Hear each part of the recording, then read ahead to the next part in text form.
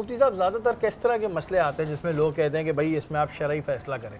زیادہ مسئلے کس طرح کے آتے زیادہ تر مسائل تو آج کل طلاق کے ہیں؟ طلاق کیا ہے؟ اللہ حد سے زیادہ. تو یہ مفتی صاحب یہ جتنا ریشو بڑھ رہا ہے طلاق کا، اس کے پیچھے وجہ کیا ہے؟ ظاہر ہے آپ تو اتنا پورے دن دیکھتے ہیں مسئلے. بس اس کا اگر مختصر سی وجہ پوچھیں گے تو مختصر وجہ یہ ہے کہ دینی تعلیمات سے دور ہونا، قرآن و سنت کی تعلیمات سے دور ہونا، یہ سب سے بنیادی وجہ ہے. تو باقی اگر تفصیلات میں آپ جائیں گے تو بہت لمبی لائن ہو جائے گی. لمبی لائن اچھا، تو جب آپ کے پاس اس طرح کے مسئلے آتے ہیں خاص طور پہ جو گھریلو نوعیت کے ہوتے ہیں، جیسے کہ طلاق کا بھی الفاظ بھی عجیب ہی ہے، تو آپ لوگ تھوڑی کاؤنسلنگ کرتے ہیں یا تھوڑا سمجھاتے ہیں کہ بھائی پہلے اس طرف نہ جاؤ تو بہتر ہے؟ دیکھو ہم ان سے یہ کہتے ہیں کہ آپ پہلے طلاق دے دیتے پھر آ جاتے پوچھنے کے لیے. تو پہلے آپ پوچھنے کے لیے آ جاتے کہ بھائی طلاق دینا کیسے ہیں. اچھا، اس کے بعد آتے ہیں کہ اب اس کا حل کیا ہے؟ اب اس کا حل کیا ہے. جب وہ طلاق دے دیتے ہیں، جب سارے کام کر دیتے پھر آ کر پوچھتے کیا حل کیا ہے. ہم کہتے ہیں یار پہلے آپ حل پوچھ لیتے.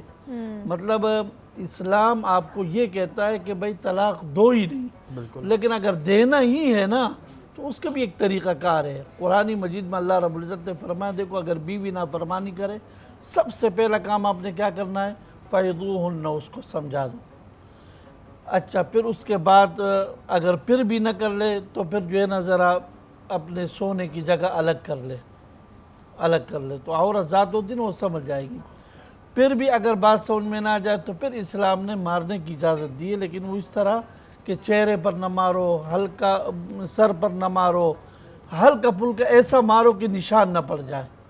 پھر بھی اگر نہ ہو جائے تو چوتھے نمبر پر پھر اسلام کہتا ہے کہ مرد کے خاندان اور عورت کے خاندان سے ایک ایک آدمی آ جائے اور وہ آپس میں کیا کر لے؟ فیصلہ کر لے.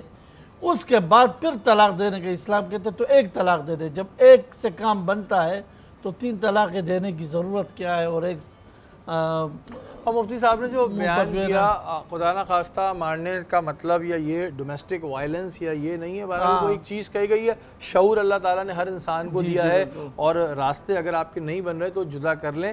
یہ مارنا پیٹنا کیونکہ شرعی طور پہ ہے، لیکن ظاہر قانوناً اگر ہم پاکستانی قانون کو دیکھیں تو وہ ڈومیسٹک وائلنس میں آتا ہے. تو اس طرح کی چیزوں پہ نہ جائے تو بہتر ہے. اللہ تعالیٰ ایسی نوبت ہی نہ لائے. مفتی صاحب فتویٰ دینا ایک مفتی کا کام ہوتا ہے، لیکن ہمارے ہاں لوگ بھی فتوے دیتے ہیں یہ جہنمی ہے، یہ پکا جہنم میں جائے گا، یہ دوزخی ہے. یہ مطلب فتوے کیا کوئی بھی دے سکتا ہے؟ دیکھیں، یاد رکھیے کہ وہ کسی نے کہا نا کہ یہ لوگ ہیں گناہ و ثواب دیکھتے ہیں، تو ہم لوگ ہی روز حساب دیکھتے ہیں. تو لوگ یہ گناہ و ثواب کا دیکھنا ہے، جنت جہنم کا فیصلہ اللہ رب العزت کے ہاتھ میں. اور یہ تکفیر کرنا بھی بہت سخت گناہ ہے. جس طرح آپ کسی کو لعنت دینا اور وہ لعنت پلٹ کر آتی ہے، اسی طرح آپ کسی مسلمان کو کافر قرار دے دیں تو یہ کفر بھی لوٹتا ہے. اگر وہ کافر نہ ہوا، وہ جہنمی نہ ہوا. بظاہر دیکھ کے کیسے کر سکتے ہیں؟ دیکھیں، کبھی بھی کسی کو دیکھ کر ہمیں یہ نہیں پتا ہوتا کہ اللہ رب العزت اس کے کتنا قریب ہے. یہ ہم نہیں جانتے. ہم کسی کو بظاہر جج نہیں کر سکتے. یہاں تک ہے کہ اگر آپ جیسے عموماً میں ایک چھوٹی سی مثال دے دوں، معاشرے کے اندر بھی آپ کسی خاتون کے اوپر تہمت لگا دیں نا، فلاں فلاں یہ ایسی ہے، اور اگر وہ ویسی نہیں ہوئی تو شریعت کہتی ہے پھر 70 کوڑے آپ کو بھی لگنے چاہیے. ایسا نہیں ہے کہ آپ نے اٹھ کے جو بھی زبان میں آیا تو کسی کے اوپر کوئی حکم لگا دیا. So it a very sensitive matter. اس چیز کو اس طرح دیکھنا چاہیے کہ یہ نہیں کہ جو منہ میں آیا کسی کے اوپر کوئی بھی الزام لگا دیا، کسی کے لیے کوئی بھی کمنٹ پاس کر دیا. ہمارے یہاں تو بہت آسان ہے، جیسے میں ہمیشہ کہتا ہوں کہ وہ لوگ جو کہ باتھ روم کے دروازوں پہ لکھتے تھے آج کل سوشل میڈیا پر لکھتے ہیں. کوئی تمیز نہیں ہے، کوئی کچھ نہیں ہے، کسی کے بارے میں کچھ بھی کہہ دینا. کہیں کچھ نہیں پتا ہوتا کہ اللہ رب العزت کے وہ کتنا قریب ہے. اس کی میں ایک مثال دوں گا اور بات ختم کروں گا.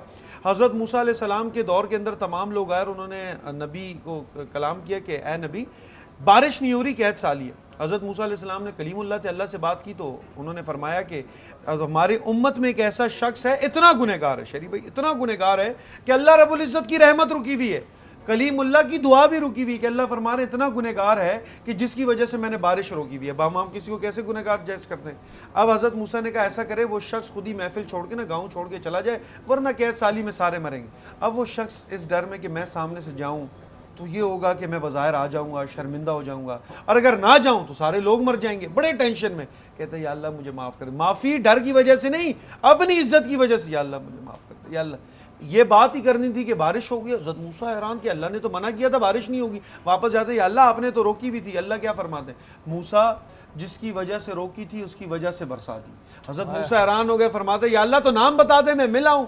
اللہ کہتے ہیں نہیں میں نام نہیں بتاؤں گا, جب پہلے میں نے پردہ نہیں فاش کیا اب کیسے.